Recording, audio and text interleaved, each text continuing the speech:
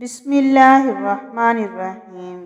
السلام علیکم ورحمۃ اللہ وبرکاتہ۔ حضرت عبداللہ بن مسعود رضی اللہ تعالیٰ عنہ بیان کرتے ہیں، کسی آدمی نے عرض کیا، اللہ کے رسول، اللہ کے نزدیک کون سا گناہ سب سے بڑا ہے؟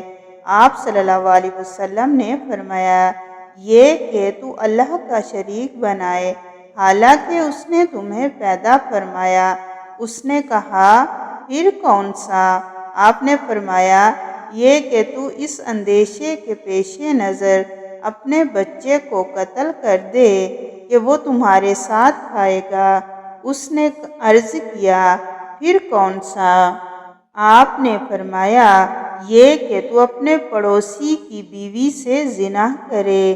اللہ نے اس مسئلے کی تصدیق میں یہ آیت نازل فرمائی، اور وہ لوگ ہیں جو اللہ کے ساتھ اور معبودوں کو نہیں پکارتے، اور جس کے قتل کرنے کو اللہ نے حرام قرار دیا ہے اسے ناحق قتل نہیں کرتے، اور نہ ہی وہ زنا کرتے ہیں۔